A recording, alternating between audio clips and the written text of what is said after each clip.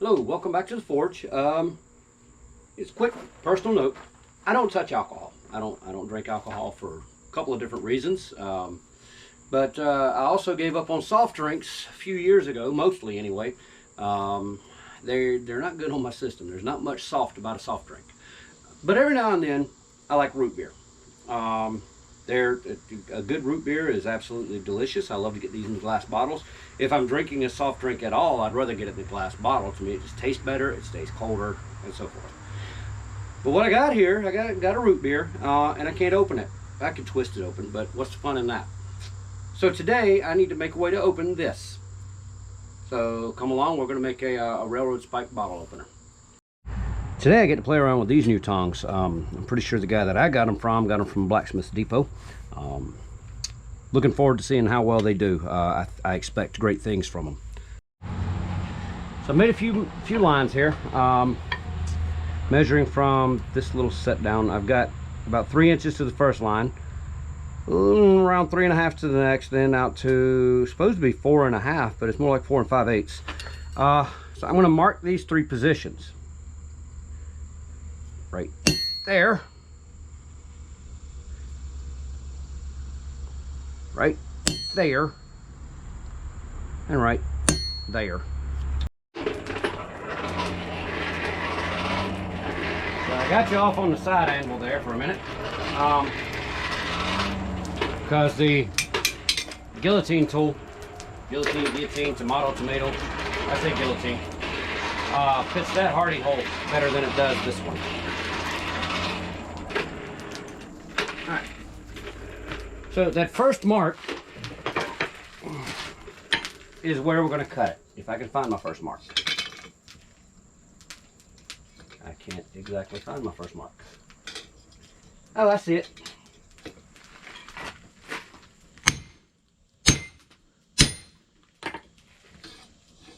Goes there.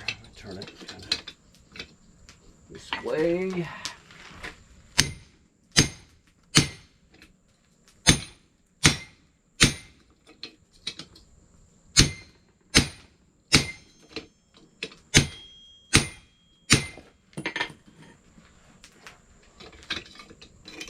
I'm going to reheat that. I don't want to damage my dies. A little off on one of those, that'll be fine.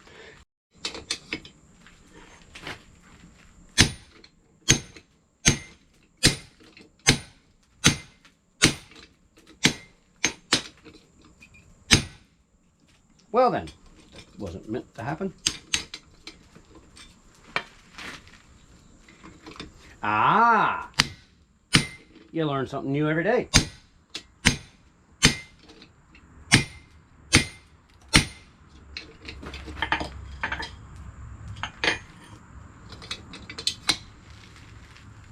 You know what? I'm going to switch over to my other cutoff. Evidently, I damaged the jaws. I damaged my guillotine tool, so I'll have to dress that up. This cuts like butter by comparison.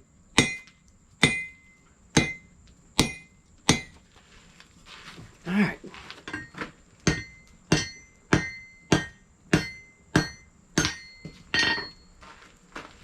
So now I'm going to go to the vise over here. Maybe you can see it. Yeah, over there. And I'll just go ahead and get this adjusted. Next thing I'm going to do is put a twist in this handle.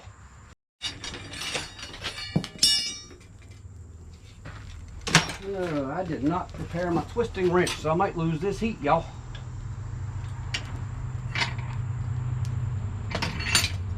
We'll try to work fast. Almost.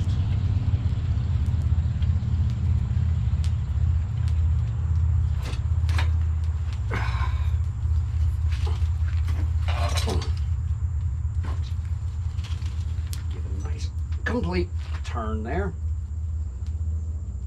I'm going to take it toward the anvil and flatten her out. All right.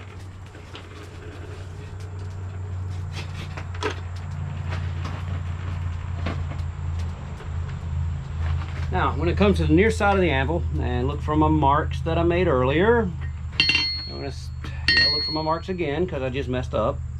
Yep, right about there. I'm going to set that down. Half on, half off blows. Get a piece of slag on my hand. Lose my heat. But we're going to keep driving it down. And lose it.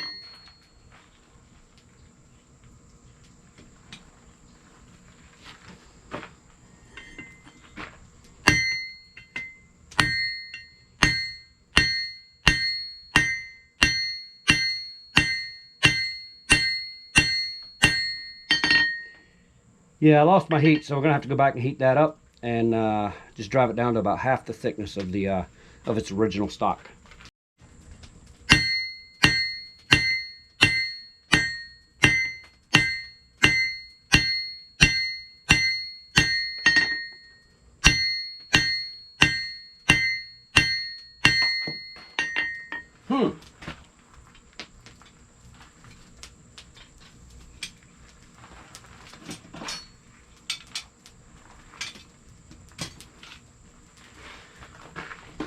All right, so yeah, I've achieved what I wanted there, about halfway, or I've driven it down to about half the thickness. Straighten it up a little bit.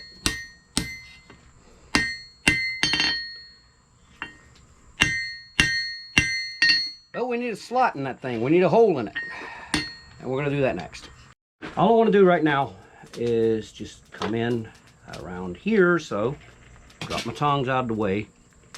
I like the height of this anvil for work here, but when it comes to holding a pair of tongs or stock between your legs like blacksmiths will do, it's a little high for me. I'm short, y'all. I'm sorry. It's a little off. I think I want to bring it here.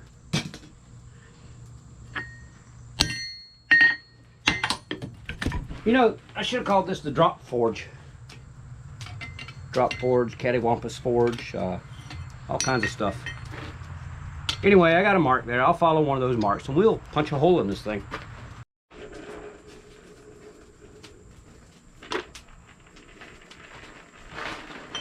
Okay, now let's see if I can find the marks I made. Kind of hard to see them in the heat. Yeah, they're right there.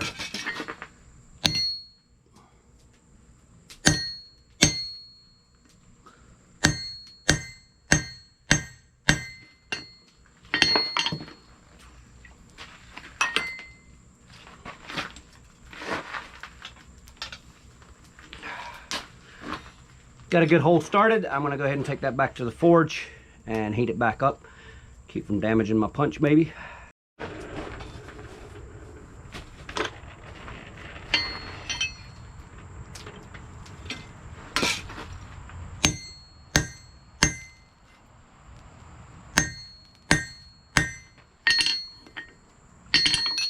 Yeah, that's what I want. Roll it over. Pull my punch, line her up, drop the tongs out the way, and try to finish punching. And drop the tongs again. I'm going to go back to the forge and heat this a little bit. I don't want it overly hot because if it's cooler, it'll shear better.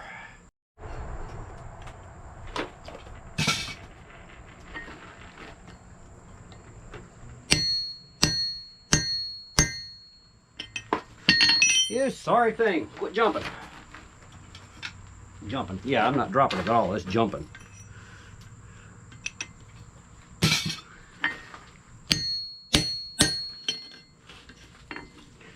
I hope this is still in the camera shot. I'm over the hardy hole here.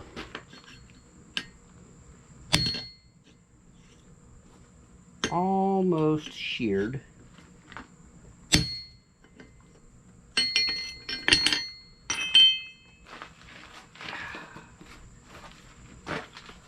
I'm learning a lot of new things here, so it's a little bit fumbly. I'm sorry for that.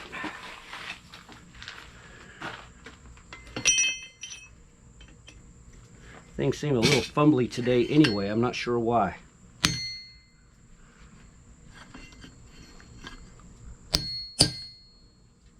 Slug won't let go.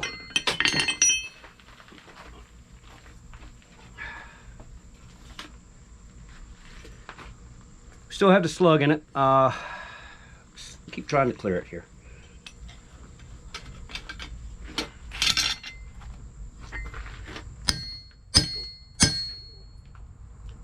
You will come out, trust me.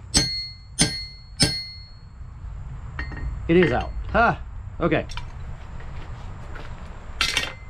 Now I gotta get my punch back.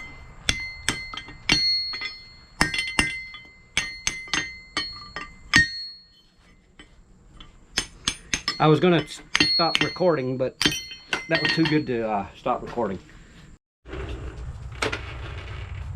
All right, got a little bit of a punch slash drift here. We're gonna drive it in the hole and open it up a little bit. You know what? I plan to do it over the Hardy hole and set the camera up for that, and then moved over the big old, I guess we're gonna call it a Pritchell hole over there. Gloves burning. Smell that. So yeah, I'm gonna heat one more time and continue to open that up.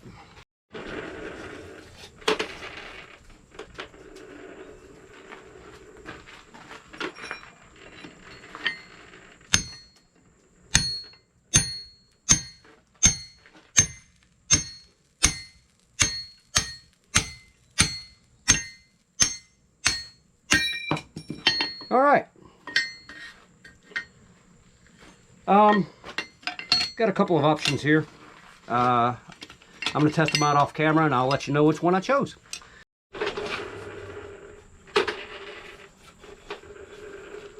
As long as I can avoid hitting the camera, I'm going to leave y'all sitting there.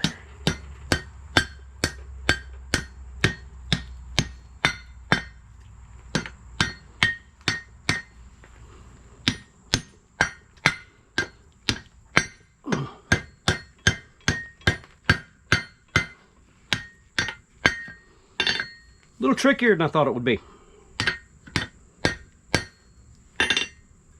So I'm going to think about it. Yes, driving it over the horn is an acceptable way to do this. Let's just do this a minute. See what happens here.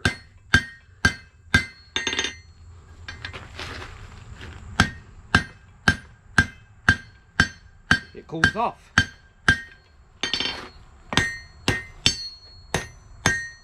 That did actually open it up some. It's off to one side. I need to kind of straighten that out.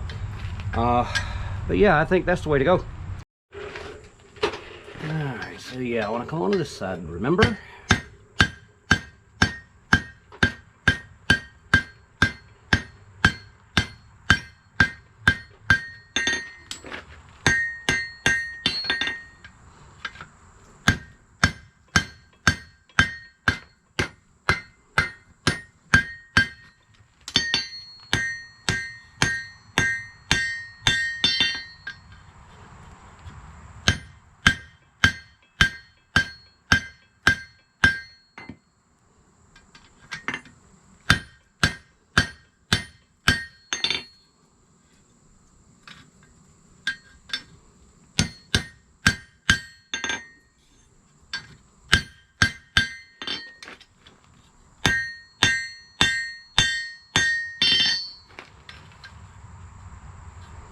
Okay, there's a little bit of a burr right here from when I punched the slot.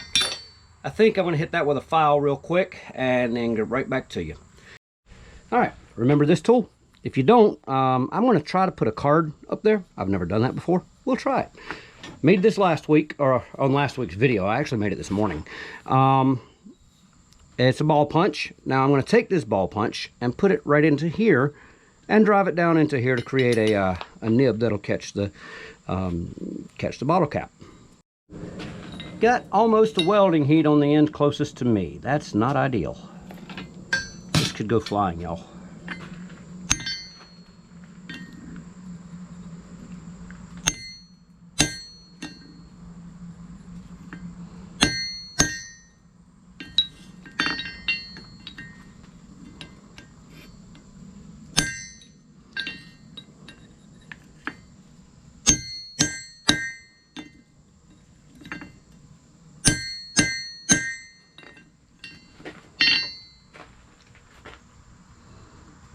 Turn over.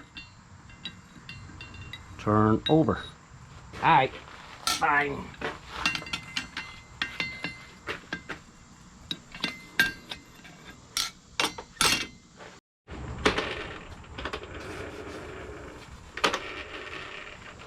All right, I think my ball punch might have been able to be a little bit smaller for this project, to be honest with you. Come here.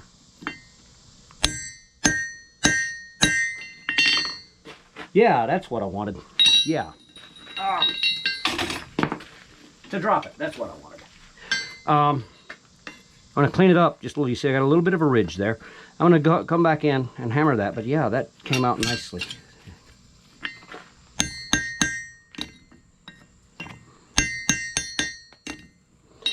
For me personally, I think it helps to roll the ball punch as I'm hammering once I get what I want in there. Now, that thing needs a little more shape to it, or a little more of an oval shape to it. We'll work on that next. Ah.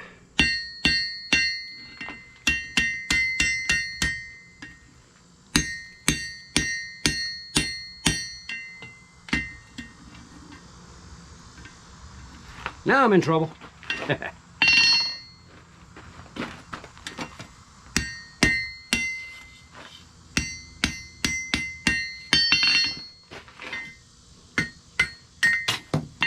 These are the wrong tongs for that.